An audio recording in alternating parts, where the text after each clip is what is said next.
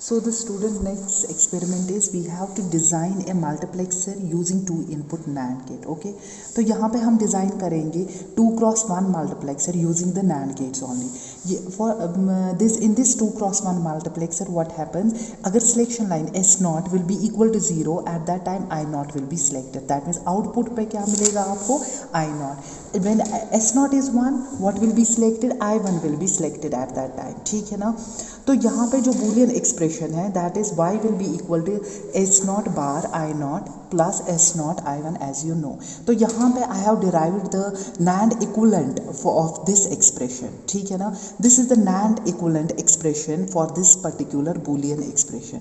तो इसको इम्प्लीमेंट हम करेंगे this by implementing this using only NAND gates what we get 2x1 multiplexer. तो ये है 2x1 multiplexer. This circuit will work as a 2x1 multiplexer. What will happen, जब हम S0 यहाँ पे 0 रखेंगे तो यहाँ पे आउटपुट पे हमें निकलना चाहिए I0.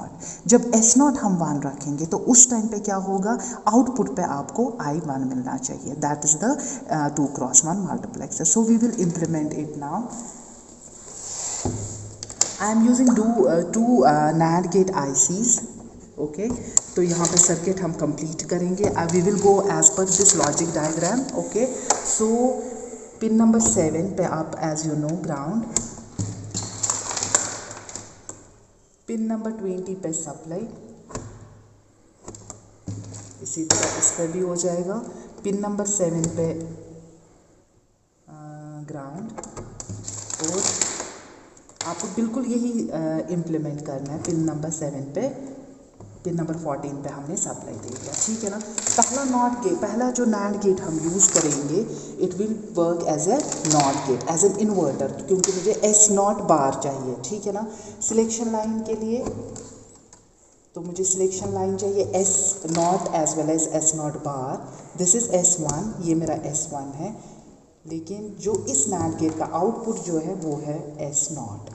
ठीक है ना. ये हमारा S0 है यहाँ पे. This is the S0. Okay, this is now S0. उसके बाद अब जो सेकेंड NAND गेट है, सेकेंड NAND गेट को क्या होगा, ये S0 बाहर जाएगा और एक इनपुट जिसको जो होगा I0, ये आपको याद रखना. This is I0. ठीक है ना. तो यहाँ का जो आउटपुट है वो हम इसमें से निकाल के रखेंगे. This is the output. ठीक है. यहाँ से जो दूसरा NAND गेट, ये output of one NAND gate.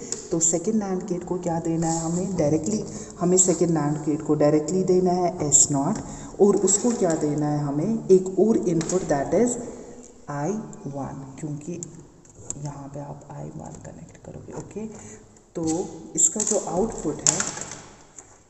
Output है ये आप सर्किट डायग्राम को कंसल्ट करके कर दोगे. तो ये एक और NAND गेट के इनपुट पे जाएगा. ठीक है, ये गया इनपुट पे, और यहाँ से इसका जो आउटपुट है, now we have to check this final output. Okay, तो यहाँ पे इसको सप्लाई देनी थी. 7 पे हम इसको ग्राउंड देंगे. और तो स्टूडेंट्स हमने देखा यहाँ पे जो ये वाला स्विच है it will act as S0, that is the selection line. और जो दो इनपुट्स है वो ये है, रेड वाला I0 है, और जो ये ब्लैक वाला है ये I1 है. क्योंकि हमें 2x1 मल्टीप्लेक्सर है, दो इनपुट्स हम दे रहे हैं. आउटपुट जो है वो यहाँ पे आपको आ जाएगा 1 output, 2x1, and this is the selection line.